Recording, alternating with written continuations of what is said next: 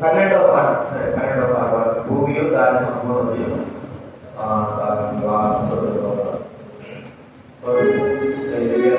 ఈ పాట అందరూ పాడలేదు.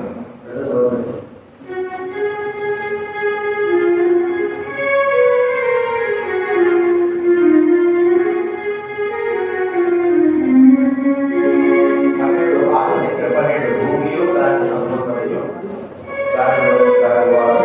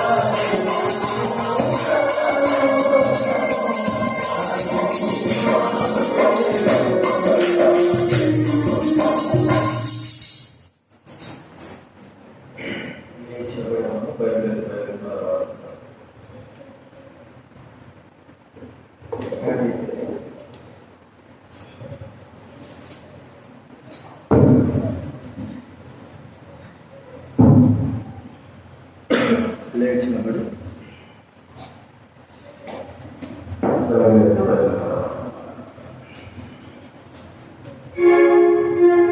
ఆశ్రయించిన బౌద్ధంలో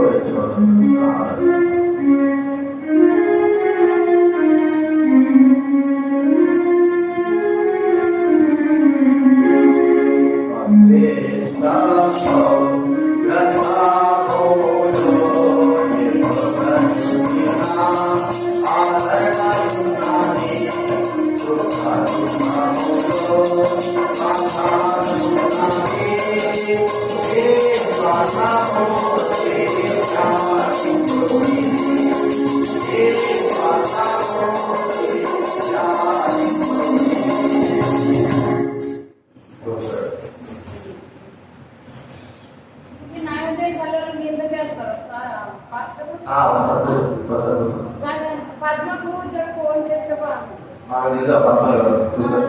నేను బండి మీద వచ్చాను.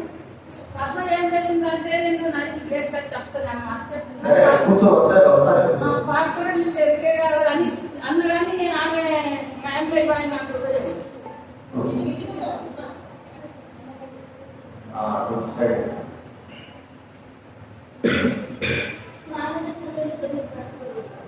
ప్రార్థన చేసుకుందాము.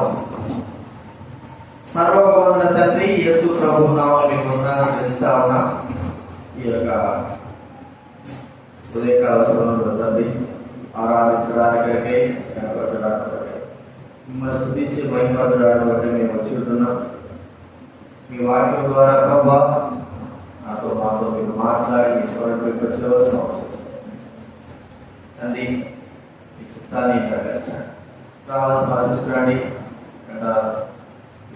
తగ్గించండి, కలిగించండి. ఎవరైతే ఇంకా రావాలన్నారో వారందరూ కూడా నిర్మించవలసిన మీరు వేడుకుంటున్నాం, సహాయించవలసిన మీ చిత్తాన్ని నెరవేర్చండి. పాలన ద్వారా మీకు స్థుతిస్తూ వాటి ద్వారా నిలబడడానికి అనుగ్రహించవలసిందిగా కృతజ్ఞతలు స్థుతులు చేస్తూ యేసు క్రీస్తు ప్రభువు నామమున ప్రార్థిస్తున్నాము తండ్రి. దేవుడి వాక్యంలో నుంచి కొన్ని మాటలు మనం చదువుకున్నాం. మత్తయి రాసిన సువార్త 11వ అధ్యాయం 28వ వచనం చదువుకున్నాం. మత్తయి రాసిన సువార్త బైబిల్ వెనక నుంచి 12వ పేజీ 11వ అధ్యాయము 28వ వచనం అందరూ చదువుతున్నాం. మనకి 11:20 ప్రయాసపడి భారం మోసుకొచ్చున్న సమస్త జనులారా నా ఎదురు రండి, నేను మీ విశ్రాంతిని కలగజేపురాను. అలాగే యోహాను సువార్త 10వ అధ్యాయము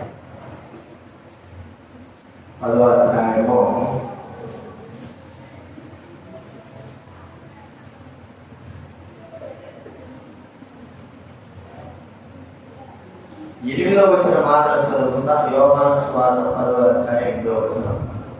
10వ అధ్యాయం 8వ వచనం అందరూ చదువుకుంటాం. 7, 8 ఉంటున్నాయి. యోహాను సువార్త 10వ అధ్యాయం 7, 8 వచనాలు.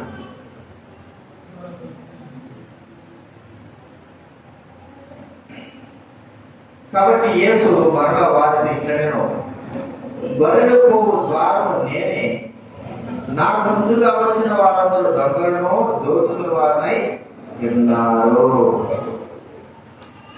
అలాగే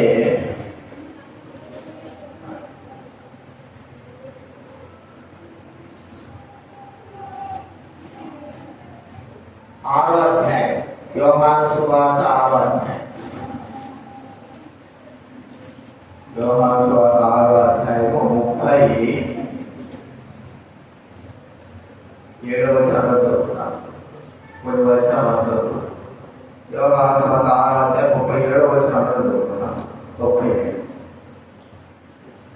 తండ్రి నాకు అనుగ్రహించిన వారందరూ నా యొద్దకు వత్తురు, నా యొద్దకు వచ్చి వారిని ఎంత మాత్రము బయటికి త్రోసివేయను. మరో మాట చదువుకుందాం. 2వ పేతురు రాసిన గ్రంథం, పేతురు రాసిన 2వ పత్రిక 1వ అధ్యాయం 11వ వచనం అందరూ చదువుకుందాం. బైబిల్ వెనక నుంచి 219వ పేతురు. 2వ పేతురు 1వ అధ్యాయం 11వ వచనం అందరూ కూడా కలిసి చదువుకుందాం. వీరిటి క్రియలు చేయువారైతే ఎల్లప్పుడూ త్రొట్టిల్లరు. అలాగున మన ప్రభువును రక్షకుడైన యేసుక్రీస్తు యొక్క నిత్య రాజ్యంలో ప్రవేశం మీకు సమృద్ధిగా అనుగ్రహింపబడును. చివరిగా ఒక మాట చదువుకున్న యెహోషువ రాసిన గ్రంథం 20వ అధ్యాయం. యెహోషువ రాసిన గ్రంథం 20వ అధ్యాయము మొదటి నుంచి 6 వచనాలు మార్చి చదువుకుందా. బైబిల్ ముందు భాగం నుంచి 193. యెహోషువ రాసిన గ్రంథం 20వ అధ్యాయం మొదటి నుంచి 6 వచనాలు మనం అందరం కూడా మార్చి చదువుకుందా.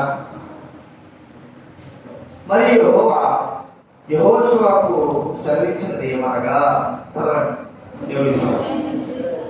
ఎక్కడమో ఎలాగే పొరపాటు చెప్పినాడు పాల్గొడు నేను మోసనోడు మీకు వర్తించిన ఆశ్రయపడము హత్య విషయం అధ్యయనం చేయవాడు నాకు అవి మీకు ఆశ్రయపడము.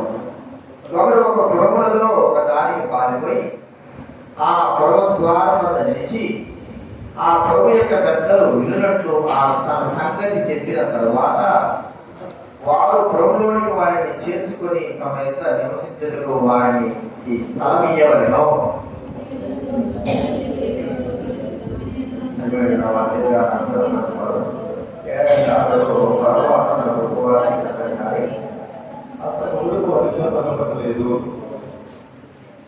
అతడు తీర్పు నందుటకై సమాజం ఎదురుగా నిలుచు వరకు తర్వాత దినంలో ఉన్న 50 మరణం పొందు వరకు ఆ పొలంలోనే నివసింపబడను. తర్వాత ఆ నరంతకు ఏ పట్టణంలో నుండి పారిపోయినో ఆ పట్టణములకు తన ఇంటికి తిరిగి రావలెను.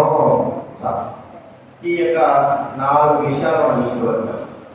4 విషయాల్లో గమనించినటువంటి ప్రధానమైనటువంటి మానవ చెప్పగల 4 విషయాలు ఉన్నాయి. 4 విషయాలు ఏం గమనించాము? విశ్రాంతి ఒకటి,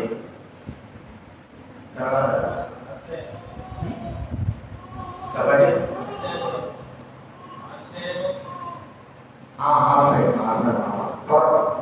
ద్వారము లేకపోతే ప్రవేశించుట అనేటువంటి మానవము చూడగలుగుతాము. ప్రవేశించడం ఇక్కడ మనము ఈ 4 చూసిన తర్వాత యెహోషువ గ్రంథాన్ని మనం చూస్తూ వచ్చాం. కాబట్టి ఇక్కడ ఆశ్రయపుర అనేది మనం చూస్తా ఉన్నాం. ప్రభు ఆ దినాల్లోనే ఇప్పుడున్న ఆశ్రయపురం ఏం చెప్పండి? ఏం కూర్చోనా? ఇప్పుడున్న ఆశ్రయపురం ఏంటి?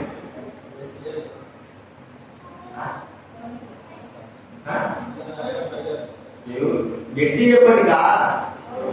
పోలీస్ స్టేషన్ ఇప్పుడున్న ఆశ్రయపురం ఏంటి? నిన్నగా ఒక 100 రోజుల క్రితం యాక్సిడెంట్ కాదు నామపేట బుద్ధిగా చూసారా? వాడే చేశాడు బుద్ధి పరుగోపురం ఇది ఎక్కడ పోయినాడు? చర్చికి వచ్చాడా?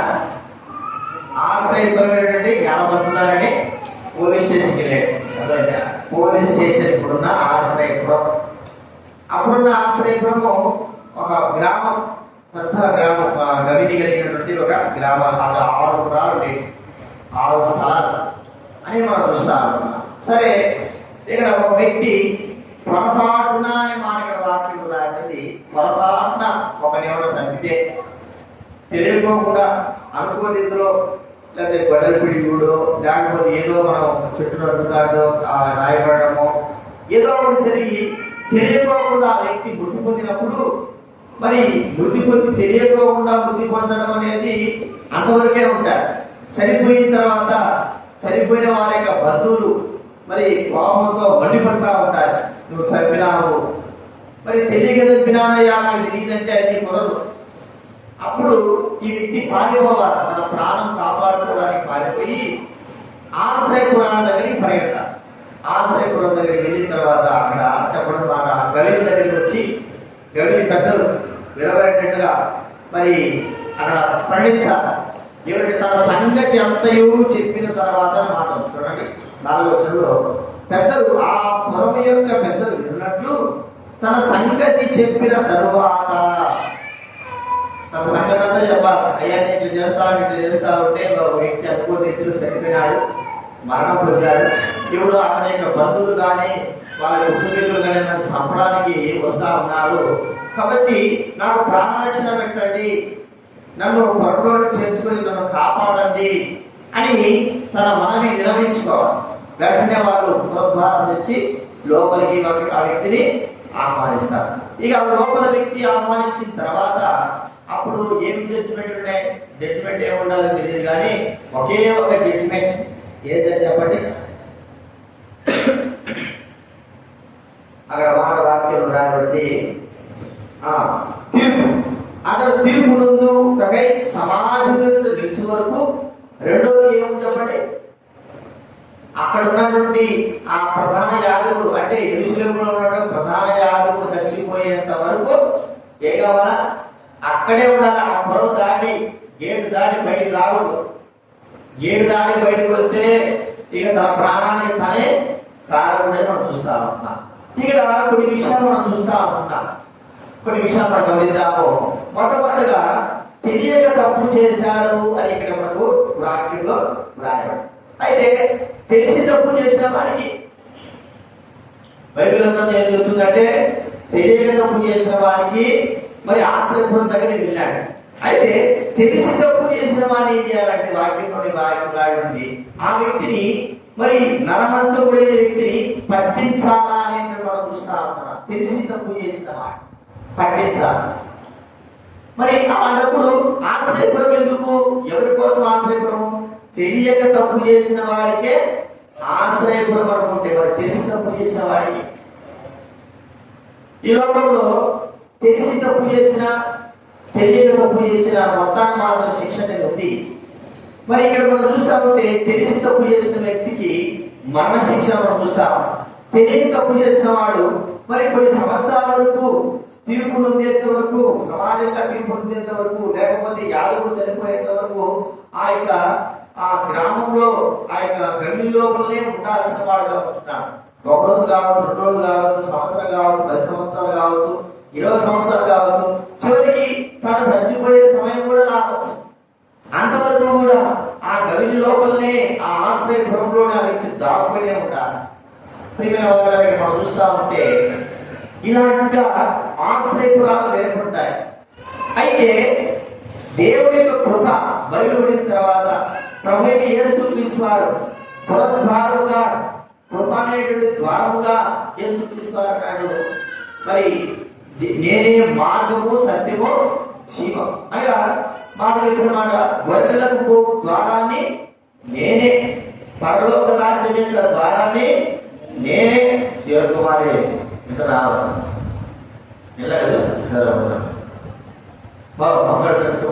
కాబట్టి గొర్రెలకు పో ద్వారాన్ని నేనే.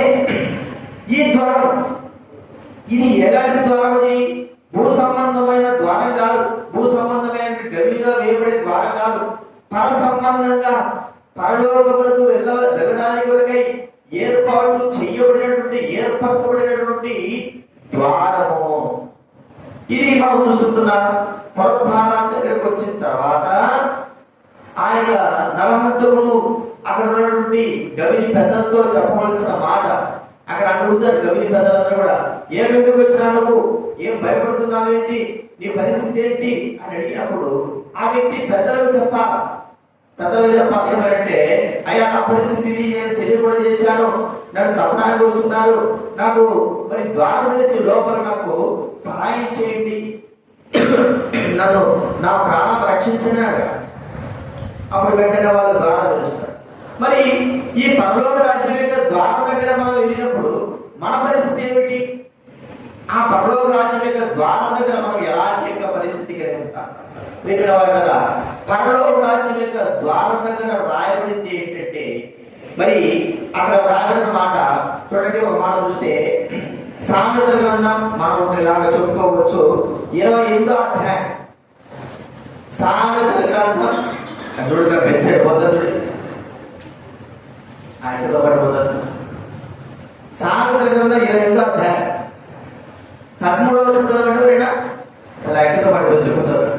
28:13 అతిక్రమములను దాచిపెట్టువాడు వర్ధిల్లడు, వాటిని ఒప్పుకొని విడిచిపెట్టువాడు కనికరం పొందును. కాబట్టి జీవమునకు ద్వారము మార్గము మరి సంకుచితమై ఉన్నది. ఈ జీవం పోయే ద్వారం దగ్గర ప్రవేశించిన మనము, పాపము చేసిన మనము, అపరాధములు చేసిన మనము జీవం పోయే ద్వారం దగ్గర వెళ్ళినప్పుడు ఆ ద్వార బంధాల దగ్గర మనకు కనబడేదంటే పాప క్షమాపణ పొందాలి. అనగా చేసిన తప్పును మానవుడు ఒప్పుకోవాలి. పునరుద్ధానం దగ్గర, ఆశ్రయపురం దగ్గర ఏ తప్పు అయితే చేశాడో తెలిసి చేశాడు ఆ వ్యక్తి ఆ ఉన్న యొక్క తప్పును ఉన్నది ఉన్నట్టుగా ఆ పునరుద్ధానం యొక్క పెద్దల దగ్గర వివరించుకున్నప్పుడు వారు తనకు ప్రాణరక్షణ పెట్టినట్టుగా జీవం వెళ్ళేటువంటి ద్వారము, మోక్ష ద్వారము ప్రభువైన యేసుక్రీస్తు వారు, మార్గమైనటువంటి ప్రభువైన యేసుక్రీస్తు వారు, ద్వారమే పరలోక రాజ్యానికి ద్వారమైన ప్రభువైన యేసుక్రీస్తు వారి దగ్గరికి మనం వచ్చినప్పుడు మనము చేయాల్సిన పని ఏంటంటే ప్రియమైన వారలారా, అక్కడ మనకు కనబడిన విషయం ఏంటంటే మన పాపములను మనం ఒప్పుకోవాలా, మన అతిక్రమం ఒప్పుకోవాలా, మన దోషము ఒప్పుకోవాలా. ఎప్పుడైతే మనం మన దోషాలను ఒప్పుకుంటామో, మన దోషాలను ఎప్పుడైతే మరి ఒప్పుకొని విడిచిపెడతామో అప్పుడు పరలోక రాజ్యం యొక్క ద్వారంలో ప్రవేశించేటువంటి బాధ్యత మనకు అనుగ్రహింపబడుతుంది. లేకపోతే ఆ ద్వారబంధం బయటే ఉండాలా? మన పరిస్థితి ఏమిటి? ఆ ద్వారబంధం బయటే ఉంటే సాతాను కావచ్చు, లోకం కావచ్చు, పాపము, ఇవన్నీ కూడా వీటన్నిటి చేత మనం చచ్చిన వారంగా, చంపబడిన వారంగా ఉండే వారంగా ఉంటాం. ప్రియమైన వారలారా, ఈ పాపం నుంచి, ఈ సాతాను నుంచి, లోకం యొక్క పరిస్థితుల నుంచి చావకోకుండా మనము ఆ పునరుద్ధానం పరలోక రాజ్య ద్వారమైనటువంటి యేసు క్రీస్తు దగ్గర మన తప్పును ఒప్పుకోవడం ద్వారా, క్షమాపణ పొందడం ద్వారా, అతిక్రమలను ఒప్పుకొని విడిచిపెట్టడం ద్వారా మనము జీవరాజ్యంలో ప్రవేశించేటువంటి భాగ్యతను దేవుడు మనకు అనుగ్రహించాడు. ఒకవేళ ఆ ద్వారమే లేకపోతే ప్రియమైన వారలారా, పరలోక ద్వారము మనము మరి ఆ ద్వారంలో ప్రవేశించలేకపోతే మనకు ఉన్నటువంటి పరిస్థితి ఏమిటి? ఆ దినాల్లో ఆశ్రయపురాలు లేకపోతే జరిగే పరిణామం ఏమిటి మనకు బాగా తెలుసు. ఆ చంపిన వ్యక్తి ఖచ్చితంగా చంపబడాలి. కంటికి కన్ను, కంటికి పన్ను అనేటువంటి ఆ యొక్క ధర్మశాస్త్రం, నరహత్య చేసిన వాడు చంపబడాలా? వాడు బ్రతకడానికి వీల్లేదు. తెలిసి చేసిన, తెలియక చేసిన మరణంలో కాదు ఉండేవాడు. దేవుడు ఆ దినాల్లో కృపను అనుసరించి 6 ఆశ్రయపురాలను ఏర్పాటు చేశాడు. ఏ ఆశ్రయపురం అయితే తనకు దగ్గరగా ఉంటుందో ఆ ఆశ్రయపురానికి పరిగెత్తాలా, అక్కడికి వెళ్ళి తన సంగతితో వివరించాలా. వారు దయతలిచి మరి ద్వారాలు తెలిస్తే లోపలకు ప్రవేశించాలి.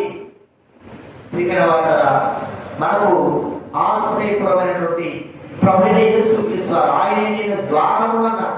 పరలోక రాజ్య ద్వారం. చనిపోతున్న మనకు, మరి మరణములకు దగ్గరవుతున్న మనకు యేసు క్రీస్తు దగ్గరకు వచ్చినప్పుడు ఆయన తన ద్వారాన్ని తెరచి మన పాపములను క్షమించి మన ద్వారాన్ని తెరిచి మనకు ఒక నెమ్మది, ఒక విశ్రాంతి అనేది ప్రభు సన్నిధిలో మనకు అనుగ్రహించుంటున్నాడు. మనం చూస్తాం. ఆయన ద్వారం తెరిచాడు. ద్వారం తెరవడానికి గల కారణము మన పాపం మనము ఒప్పుకోవడం ద్వారానే. ఇది మొట్టమొదటి మనం చూస్తుంటున్నాము.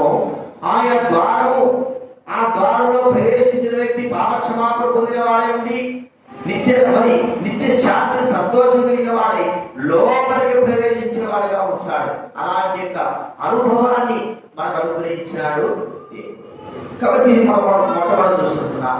రెండవదిగా మనం చూస్తా ఉంటే ద్వారం లోపలికి వెళ్ళిన తర్వాత మరి అక్కడ తను కొంత సేఫ్టీగానే ఉంటాడు.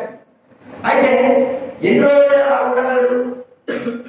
లోపలికి వెళ్ళిన తర్వాత కూడా తనకు తీర్పు అనేది ఉంది. సమాజముగా ఏముండాలి కాబట్టి ప్రస్తుతానికి తనకు ఏమైంది? తన ప్రాణానికి రక్షణగా లోపలికి మాత్రం పంపించారు. అయితే తాను చేసిన దానికి ఏముందని తీర్పు కదంటే. ఇక్కడ మాత్రం చూస్తారంటే ఎక్కడ చూసి యెహోషువ గ్రంథంలో 20వ అధ్యాయంలో మనం చూస్తే చూడండి. యెహోషువ గ్రంథము 20వ అధ్యాయం 6వ వచనం చదవండి. 6వ వచనం, 20వ వచనం, 6వ వచనం.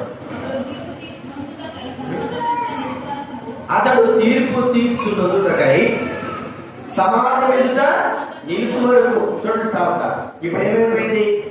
కేవలం ప్రాణాలు కాపాడుకుని లోపలి వెళ్ళడమే కాదు, కానీ తర్వాత ఘటముంది ఏమిటంటే తీర్పు నొందవలసిన వాడే ఉన్నాడు.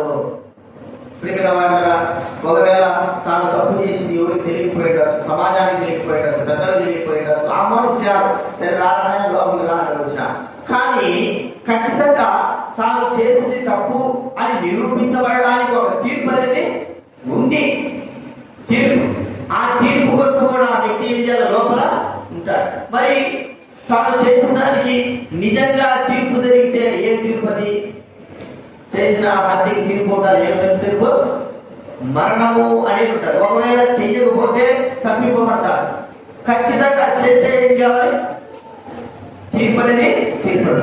ఇప్పుడు ఆ తీర్పు మన బాధ్యత మరణం. మనం కూడా మన పాపానికి వచ్చేసిన శిక్ష ఏంటి చెప్పండి? మరణం. ఇది ఒక తీర్పు. ఈ మరణం యొక్క తీర్పు నుంచి మనము విడిపింపబడాలి.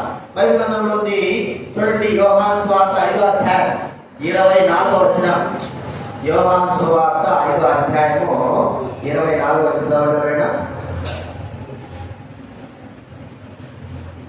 ఆ మాట విని నన్ను పంపిన వారిని విశ్వాసించేవారు నిత్య జీవం గలవాడు అతడు తీర్పులోనికి రాక మరణంలో నుండి జీవంలోకి దాటినాడు. యోహాను 5:24 ఏముంది? అతడు తీర్పులోనికి రాక. తీర్పు ఎందుకుంది? తను చేసిన తప్పుకు తీర్పు. అయితే మరి అక్కడ ఆశ్రయపురంలో ప్రవేశించిన వ్యక్తి ఖచ్చితంగా ఒక దినాన్ని కాకపోతే 2వ దినాన్ని తీర్పు పొందాలి. ఆ తీర్పు ఒకవేళ తాను చేసి ఉంటే ఖచ్చితంగా తనకు మరణం అనే శిక్ష. కదా మన జీవితంలో కూడా అదే జరుగుతూ ఉంది. మనకు ప్రభువైన దేవుడు మరి మన పాపములు ఒప్పుకోవడం ద్వారా, విడిచిపెట్టడం ద్వారా మరి అంతవరకు కాదు, కానీ మనకు కూడా తీర్పు అనేది ఉంది. మరణపు తీర్పు. పాపం వల్ల వచ్చు జీతము మరణము. ఈ జీతం యొక్క మరణము తీర్పు ప్రతి మానవుడు పొందవలసింది. అయితే యేసు క్రీస్తు అనేటువంటి ద్వారములోకి మనం ప్రవేశించడం ద్వారా తీర్పులోనికి రాక, తీర్పులోకి వెళ్ళక ఎక్కడి నుంచి తప్పిపడుతున్నాను అంటే మరణంలో నుండి జీవంలోకి దాటబడుతున్నా. మరణంలో నుండి జీవంలోకి దాటుతున్నా. అయితే మరి ఆశ్రయపురంలో ప్రవేశించిన వ్యక్తి తీర్పు పొందితే, నిజంగా తాను తప్పు చేసి తీర్పు పొందితే మరి మరణంలోకి కాకుండా జీవంలో నుండి మరణంలోకి తను ప్రవేశిస్తాడు. అప్పటి వరకు తాను మరి బ్రతికే ఉంటాడు. ఒకవేళ నిజంగా తాను తప్పు చేసుంటే ఖచ్చితంగా జీవం కాదు, కానీ తనకు మరణం అనేది ప్రాప్తిస్తుంది. మన విషయం అయితే ఖచ్చితంగా మనకు మరణమే. ఎందుకంటే మనకు తీర్పు మరణం అనేది తీర్పు. ఆ తీర్పులోనికి రాకోకుండా ప్రభువైన దేవుడు, ప్రభువైన యేసుక్రీస్తు వారు మనము ఆయన యేసుక్రీస్తు ద్వారంలో ప్రవేశించిన తర్వాత ఇక తీర్పు మనకు లేదు. మరణంలోంచి జీవంలోకి వెళ్ళినటువంటి మార్చబడిన వారంగా ఉంటున్నాం. ఇది నా ద్వారము అయిన ప్రభువైన దేవుడు, మరి ఇస్రాయేలు అయినటువంటి ఆ ప్రభువైన దేవుడు మనము ఆయనలోకి ప్రవేశించిన తర్వాత తీర్పు తీర్చబడము, కానీ మరణంలో నుండి జీవంలోకి మనము దాటిపోబడి. ఇప్పుడు మనం ఎక్కడ దాటిపోబడ్డా కాబట్టి మరణంలో నుండి జీవంలోకి దాటిపోబడ్డా. కాబట్టి ప్రభువు స్తుతించాలి. ప్రభా, మరి నా పాపంలో ఒప్పుకోవడం ద్వారా మీరు మీ మార్గంలో, మీ ద్వారంలో ప్రవేశింపబెట్టారు. మీ ద్వారం లోపలికి ప్రవేశింపబడిన తర్వాత నాకు తీర్పు అనేది లేకుండా మీరు చేశారు. నాకు తీర్పు లేకుండా చేశారు. నేను మనం గుర్తించుకోవాలి. అంత మాత్రమే కాకుండా ఆ ద్వారంలో ప్రవేశింపబడిన తర్వాత మనకు కలుగుతున్నటువంటి కార్యం ఏంటంటే శిక్షా విధి లేదు. చూడండి, మనం చూస్తే ఇవాళ రోమరాసిన పత్రిక 8వ అధ్యాయం 1వ వచనం చదవండి.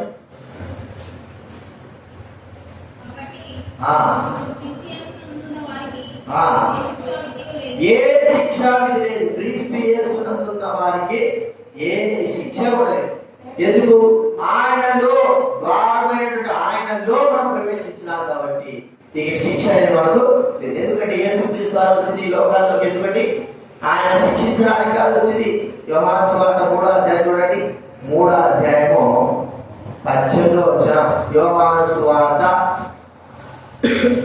3వ అధ్యాయము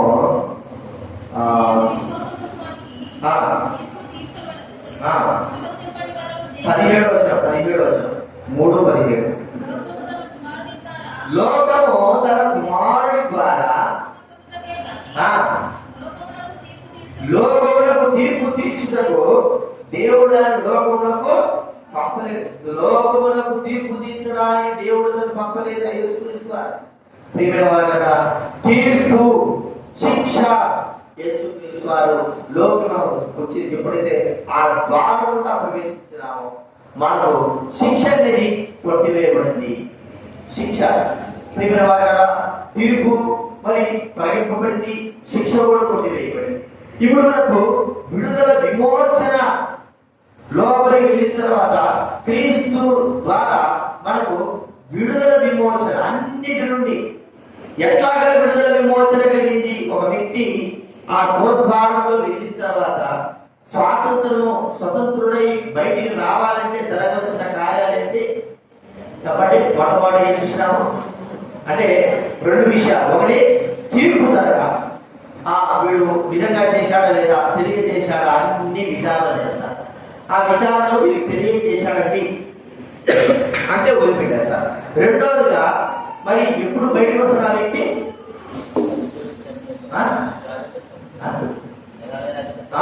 ఆ దేశం యెరూషలేము యొక్క ప్రధాన యాజకుడు చనిపోవాలి. ఆ యాజకుడు చనిపోతే ఆ వ్యక్తి నిత్యమైన విడుదల విమోచన కలుగుతుంది. ఇప్పుడు మన ప్రధాన యాజకుడు ఎవరండి? ప్రభువైన యేసుక్రీస్తు వారు. యేసుక్రీస్తు వారు ప్రధాన యాజకుడే ఉండి మనకు చూడండి విడుదల విమోచన. హెబ్రీయులకు రాసిన పత్రిక 5వ అధ్యాయం 5వ అధ్యాయము మొదటి రోజు చదవడం.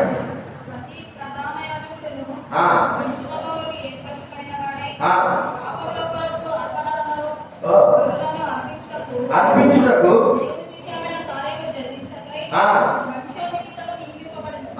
మనుషుల నిమిత్తము నియమింపబడును. క్రీస్తు మన ప్రధాన యాజకుడు. ప్రమాణం చూస్తే 4:14 ఆకాశ మండలం గుండా వెళ్ళిన దేవుని కుమారుడైన యేసును గొప్ప ప్రధాన యాజకుడు మనకు ఉన్నాడు. ఈ ప్రధాన యాజకుడు ఏం చేశాడు? మన పాపముల కొరకై, మన అపరాధముల కొరకై, మన దోషముల కొరకై తనను తానే అర్పణగా బలిగా చేసుకున్నాడు. చూడండి 7వ అధ్యాయం 27వ వచనం. అది హెబ్రీ పత్రిక 7వ అధ్యాయం 27వ వచనం.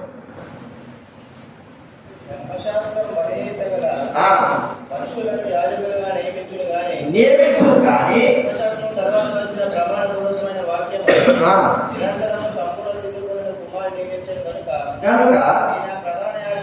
ఈయన ప్రధాన యాజకుల వలె మొదట తన సొంత పాపముల కొరకు తర్వాత ప్రజల పాపముల కొరకు దినదినం బలులను అర్పించవలసిన అవసరం కలవాడు కాడు.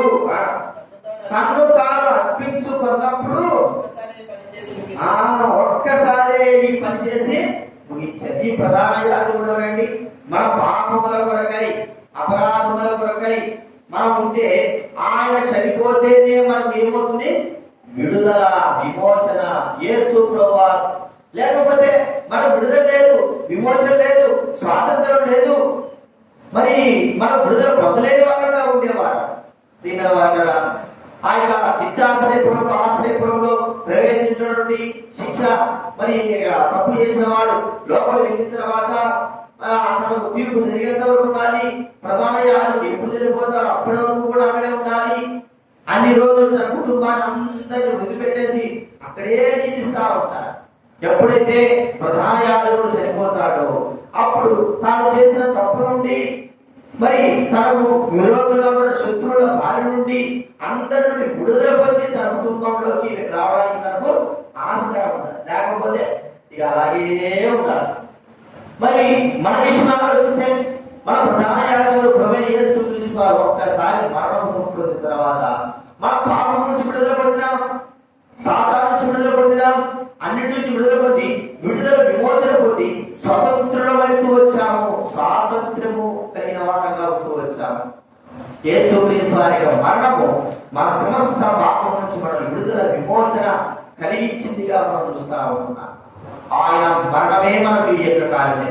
ఇప్పుడు ఆయన మరణించి మనం విడుదల చేసి ధారాళంగా నిత్య ప్రవేశంలో పరలోక రాజ్యంలో సమృద్ధి అయినటువంటి ప్రవేశము కలిగిన వారంగా ఉండడానికి కొరకై మనకు స్వాతంత్రము కలిగించినాడు ప్రభువైన యేసుక్రీస్తు.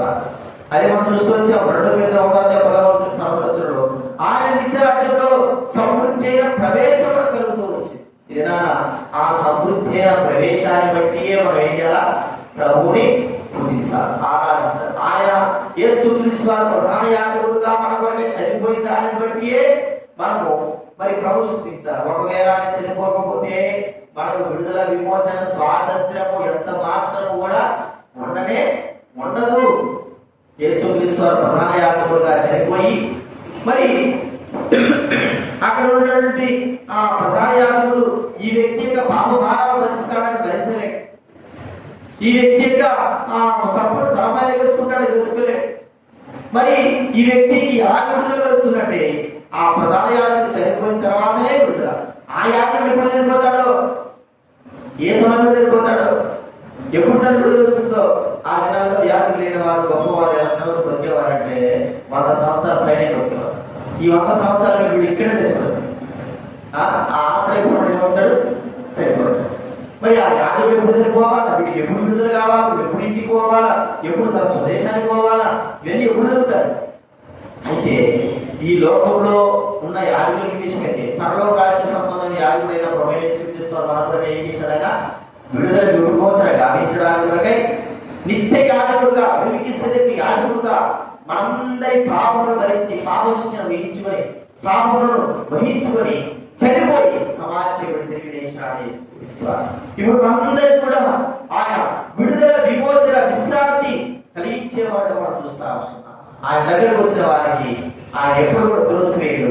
ఆయన దగ్గరకు వచ్చిన వాడు నిత్య విమోచన కలిగి ఉంటాడు. కాబట్టి ఆ ప్రభువైన యేసుక్రీస్తు ఇంత గొప్ప కార్యం చేసినందుకు, ఆయనలో ప్రవేశించిన భాగ్యం మనకు అనుగ్రహించినందుకు ప్రభువును మనం స్తుతించి ఆరాధిద్దాం. విషయాన్ని జ్ఞాపకం పెట్టుకుందాం, ఆరాధనలో ప్రవేశిద్దాం. లేచినప్పుడు